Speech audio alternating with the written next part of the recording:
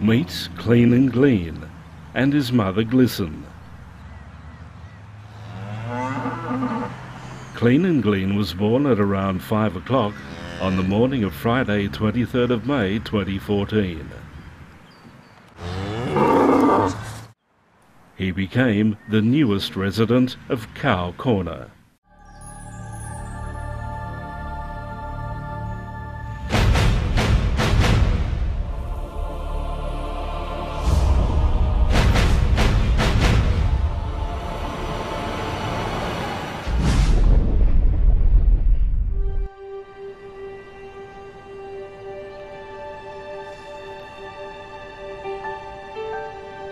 His birthday started out as a typical autumn morning, the mist rolling in from Boobergang Creek, which borders two sides of what has become one of the Gold Coast's more unusual attractions. A herd of prize-winning, stud-registered Charolais cattle.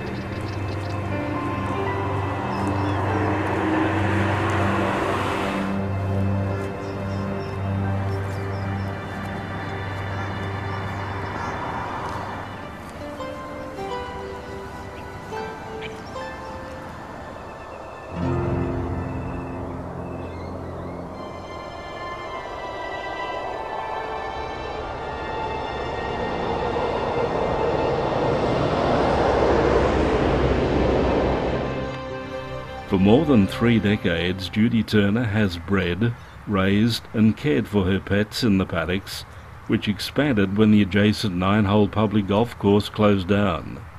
I'd say probably around about 50 acres, 50 to 60 acres, because the road keeps pinching bits off, so I don't know exactly.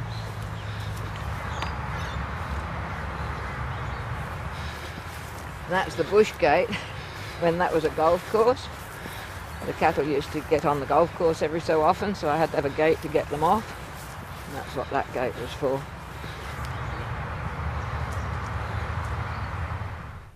Bordering two of the coast's busiest traffic spots and residential estates, Cow Corner fronts the roundabout that splits off Nerang Broadbeach Road into Gooding Drive and Robina Parkway.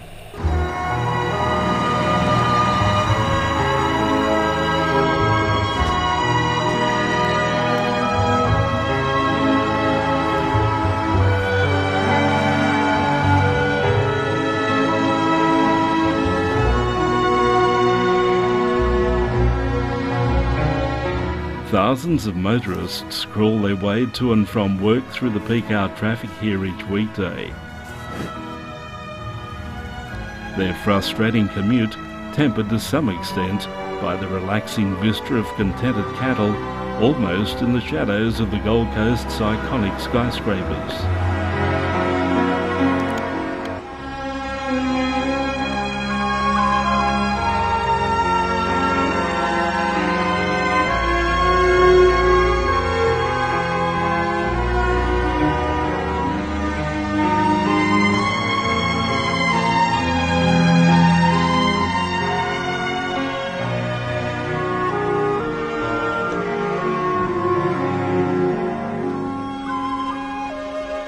In 1981, when Judy Turner first saw the need for an open paddock for her children's horses, it was of course undeveloped, unused, and miles from any homes, amenities, and a busy thoroughfare.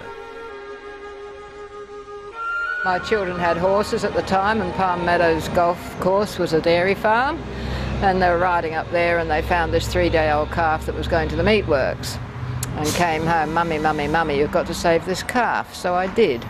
And that's where it all started. And my husband said, if you're going to have one, you better have a good one. And we drove down to Bonfield's property at Strathgarve, which is near Dalveen, near Applethorpe. And we picked out a young bull there. He was about 13 or 14 months old, and his name was Palgrove Magnum. And we brought him home in a horse float.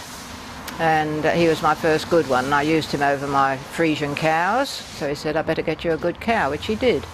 It was one of the nicest things he'd ever done. Here she was sitting in the paddock on my birthday. Hi, do you want to say hello?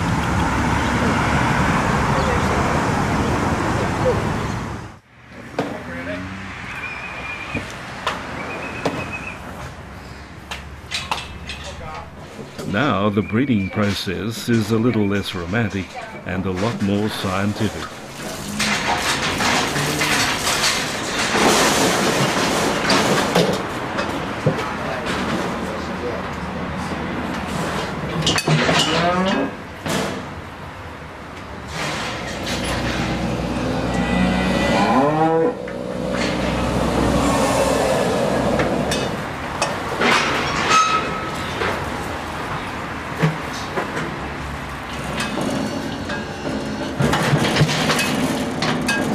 I'm just inseminating the cow. I've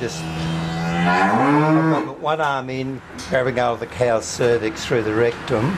Then I just pass this gun through, which has got the semen in. I pass through the cervix and up into the uterus and release the semen up into the uterus. It's a French Charolais bull. The bull's over in France, and his name's Ufano. I don't always use French semen. Yeah. A lot of them are encalfed to non-French semen, maybe Canadian or just Australian E-grades. That expensive process? Oh, of course it is. Everything to do with these cows is expensive.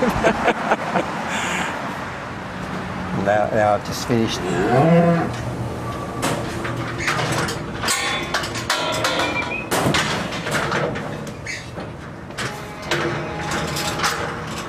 It comes from France, from the Charolais region of France, hence the name Charolais. You can't breed up to a French one. You've either got a French one or you haven't. It's a bit like an Arab horse.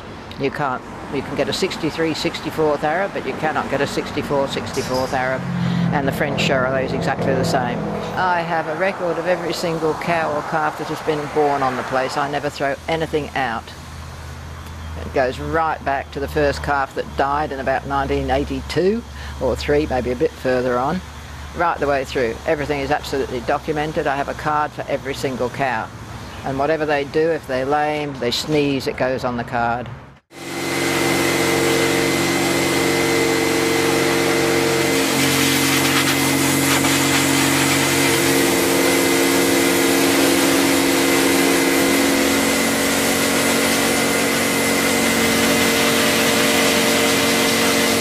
That's it. Now jiggle his head right up. Good boy. Now head up. Look at me. That bull has been sold and his owner is picking him up soon, and I like them to look absolutely beautiful when they leave the property. And on top of that I take a photograph and put it on a card with all these details and give it to the new owner, and I also keep a copy of that for myself, so I have a nice photograph of the bull once he's left the property. There's only one of my animals I've sold that I haven't got a photo of. The diminutive cow breeder may be small in stature, but makes up for it in dogged determination, drive and a desire to win, and has the show ribbons and trophies to prove it. My husband said if you're going to do it you better show them. I think he regrets having said that, but that was his idea too. He comes up with the ideas and then regrets them. He likes me to do well with them. I think, he grumbles and groans, but he knows I love doing it, so he's pretty good about that, and he spends an awful lot of money on them for me. Yeah. Or I spend an awful lot of his money on them for me. I think the best at Brisbane was Reserve Senior Female Champion. I went to Sydney. I've always come home from Sydney with a ribbon. One year I took 5 home down there and I brought home 5 ribbons, one of them a first. Like the hot air balloons based nearby, the future of Cow Corner is a little up in the air. Salivating at the prospect of converting the area into a residential gold mine, developers are circling with cashed-up international investors in tow, despite the fact that half the area is a declared floodplain, the remainder a dedicated golf course. Retirement is not in Judy Turner's vocabulary, of course, and being forced off Cow Corner is of little concern. Having raised 9 children, who in turn have produced 19 grandchildren and 3 great-grandchildren, Judy Turner hopes her legacy is not as a cow lady, but as a mother. I dedicated my life to the children for many, many, many years. And I wouldn't like that to be forgotten. I'm not a very good grandmother. I think I did enough looking after children with my own, so I don't put my hand up very often for them. She admits the Charolais are an expensive hobby, but regrets not a single day or dollar she's invested in Car Corner. It's a very expensive hobby, but at least you've got something to see for where your money's gone. If I was down the casino, it'd be gone and there'd be nothing to show for it. I could go and buy hats, and then you'd only be able to wear them once or twice, you know, and that sort of thing. So at least I've got something I can come and look at every day and get pleasure out of. Regardless of the future, Judy Turner has left her mark on the Gold Coast as a prodigious contributor to both its resident and bovine populations.